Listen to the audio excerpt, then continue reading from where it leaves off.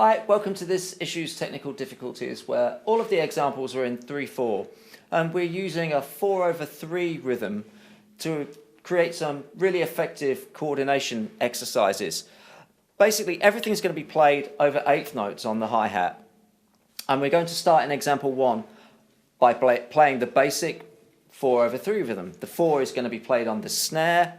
The accent, the emphasis we put on the quarter note, is going to give us the 3. So 1, 2, 3.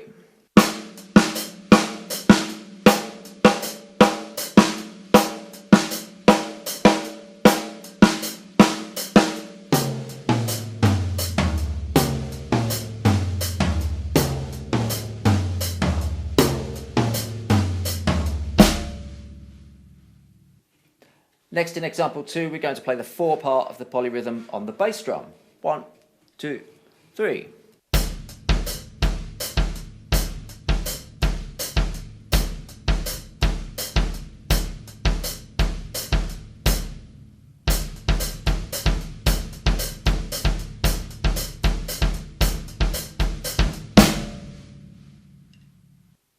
You could perhaps add a backbeat every 2 beats to that, and it then becomes a 6-beat pattern.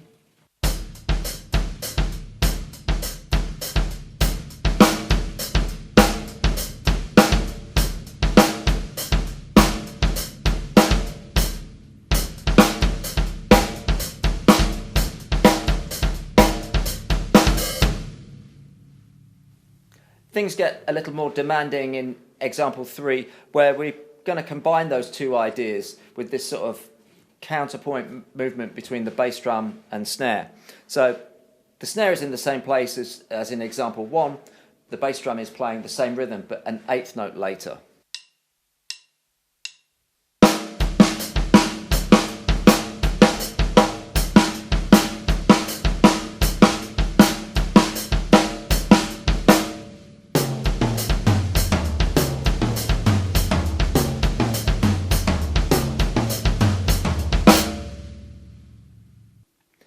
Example 4 is the same as example 3, but switching the voices around, so starting with the bass drum.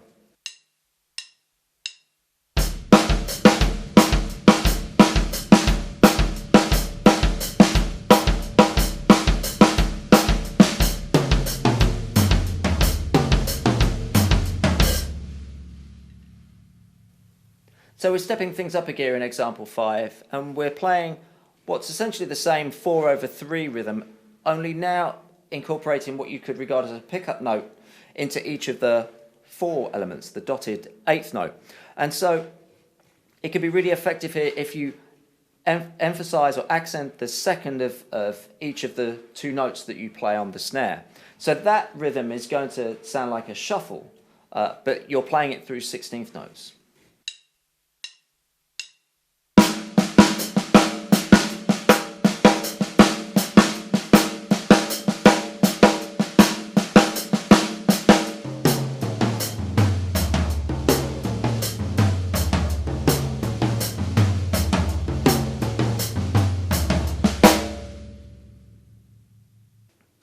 And once again in example 6, we're going to transfer that to the bass drum. 1, 2, 3.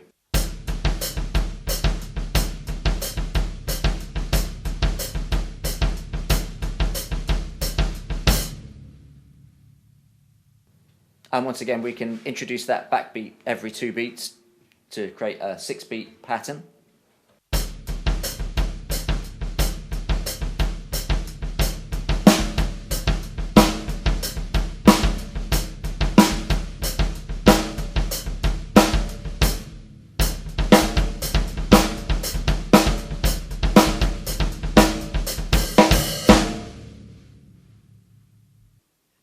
Example 7 is a great variation for developing the ability to play ghost notes against that eighth note rhythm on the hi-hat. So we've got the eighth notes there, the 4/3 rhythm on the bass drum, but now we're filling in ghost notes in between every bass drum note. So I'll start without the snare and then introduce it. So you'll notice that the bass drum and snare are playing continuous 16th notes.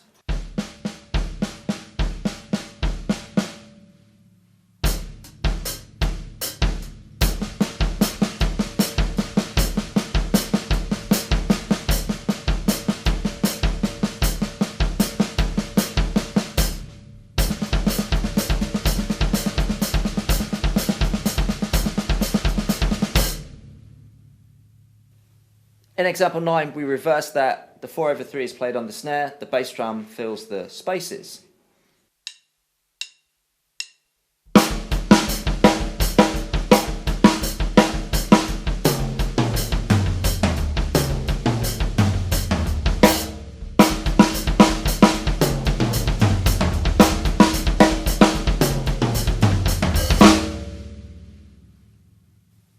And that brings us to examples 9 and 10, which at first glance might appear the same as example 7, only we're introducing accents. And these are really effective in developing the use of ghost notes and accents in your 16th note patterns, perhaps that sort of David Garibaldi Tower of Power type playing. So in this first example, we're playing kick, snare, snare throughout, through the 16th notes, but we're accenting the second snare drum note.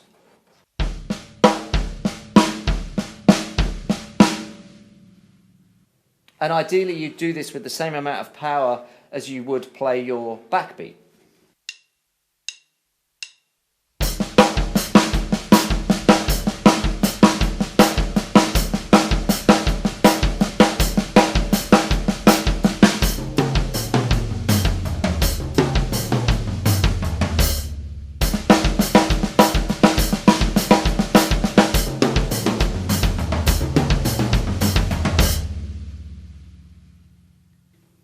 And finally we get to example 10, where this time we're accenting the first of the two snare drum notes, so we're trying to get the ghosted note after it really quiet.